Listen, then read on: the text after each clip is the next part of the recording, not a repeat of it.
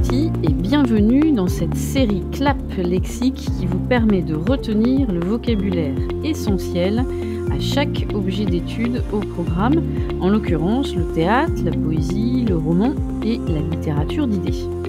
Alors ces mots vous seront utiles pour commenter aussi bien à l'oral qu'à l'écrit les textes que l'on vous proposera aux deux épreuves. Vous montrerez alors à votre examinateur et à votre correcteur que vous maîtrisez le vocabulaire approprié à ces épreuves. Alors aujourd'hui, nous allons nous intéresser au vocabulaire du roman. Alors dans cet épisode numéro 2 consacré au roman, on va plus spécifiquement s'intéresser au narrateur, au point de vue, aux personnages. Donc des éléments clés effectivement pour faire vos commentaires aussi bien à l'oral qu'à l'écrit. Alors on va commencer par ce fameux narrateur. Le narrateur, c'est celui qui raconte l'histoire, qui prend en charge la conduite du récit, à ne pas confondre et à bien distinguer bien sûr de l'auteur, qui est celui qui crée l'ensemble de l'œuvre. Le narrateur, quelque part, n'est qu'une créature de l'auteur. Alors ce narrateur, on va parler à ce moment-là de voix narrative. Vous pouvez avoir différents types de narrateurs. Le narrateur personnage, qui appartient à l'histoire, il va à ce moment-là être désigné par le pronom personnel « je ». Parfois, attention, il n'a pas toujours de nom, notamment dans la littérature du XXe siècle.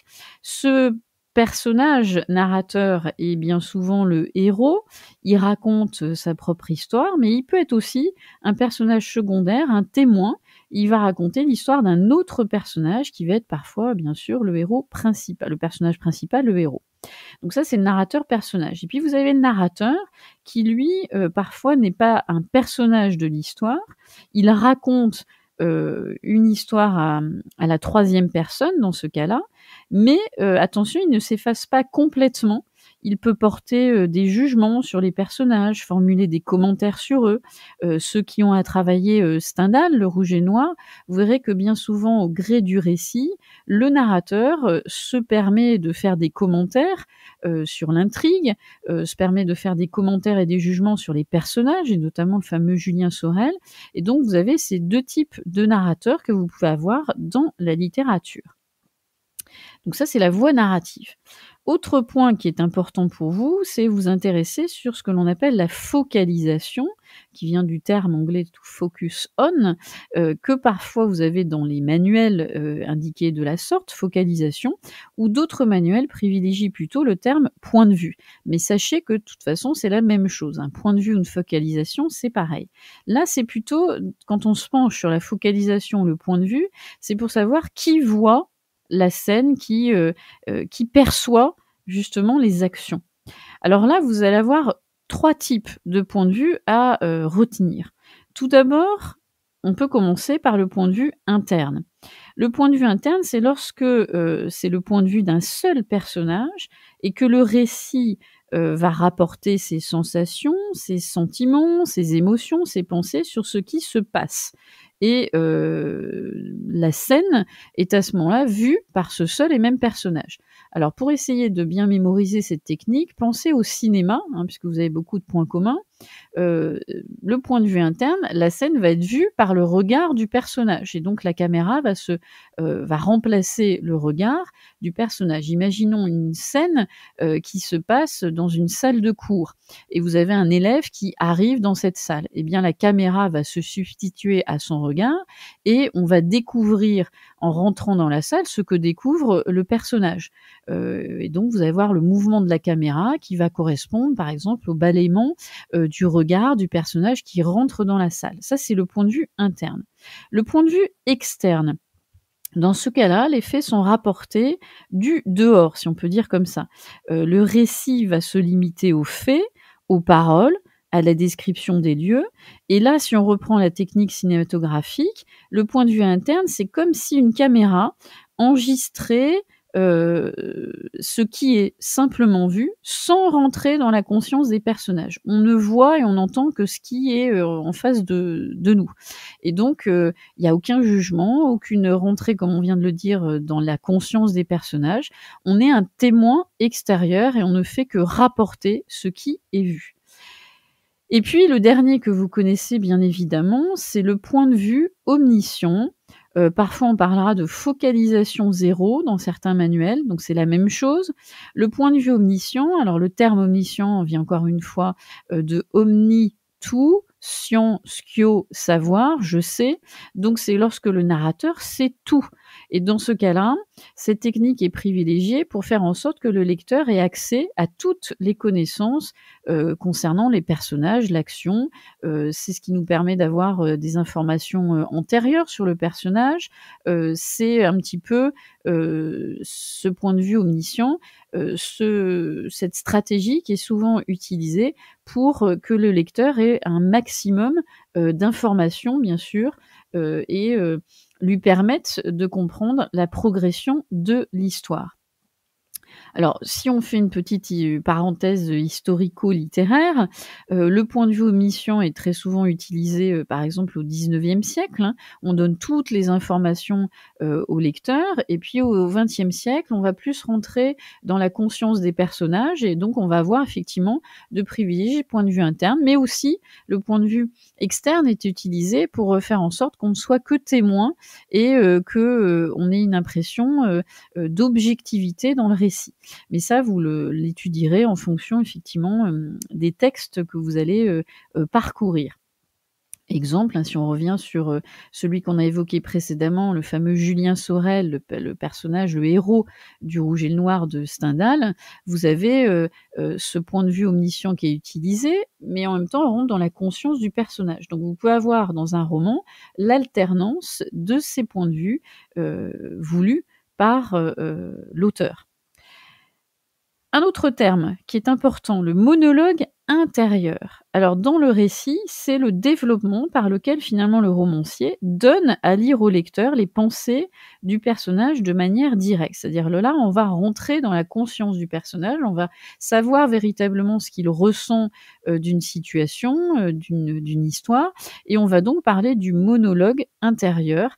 Vous le repérez assez facilement, hein, puisque tout d'un coup, vous avez le personnage qui livre ses sentiments, ses tourments. Alors c'est souvent dans une pause stratégique du roman où on va avoir justement cette compassion vis-à-vis du personnage. Donc il y a aussi une stratégie pour attirer le lecteur et le séduire vers le personnage en question. Après, on parle depuis le début de personnages et de héros. On a parlé du narrateur, mais là on a évoqué justement les fameux personnages et héros. Alors, bien sûr, le personnage de roman, c'est l'être fictif qui a été créé par le romancier. C'est, comme disait Paul Valéry, un être de papier. Sa fonction, c'est de donner une vision, de l'homme et du monde à travers les actions qu'il effectue dans le cadre du récit et il a pour fonction aussi de faire en sorte de permettre au lecteur de rentrer, dans l'intrigue par un processus d'identification, de séduction et cetera. Et bien sûr, quand on parle du personnage, on parle forcément aussi du héros. Le héros, communément, c'est le principal protagoniste, hein, d'un roman, et pas que du roman d'ailleurs, vous trouvez ça dans toute œuvre littéraire ou cinématographique et le héros est parfois appelé éponyme. Retenez bien ce terme parce que vous pouvez avoir, le cas dans certaines de vos études. Le héros éponyme, c'est celui qui donne son nom à l'œuvre. Alors, on peut donner comme exemple le roman, de Gustave Flaubert, Madame Bovary. Le titre Madame Bovary est le nom du personnage, de l'héroïne et dans ces cas-là, on va l'appeler l'héroïne éponyme puisque je répète, elle donne son nom à l'œuvre.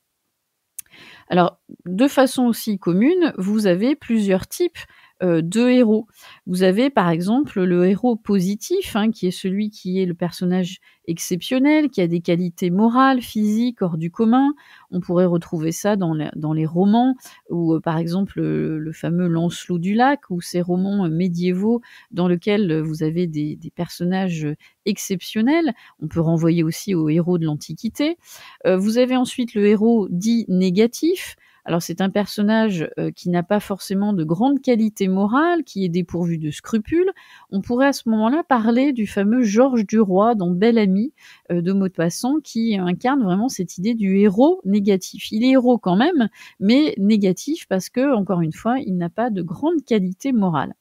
Ensuite, on pourrait parler de l'anti-héros et ça vous connaissez aussi. Communément, on utilise ce terme pour parler des personnages qui vont se développer dans la littérature du XXe siècle.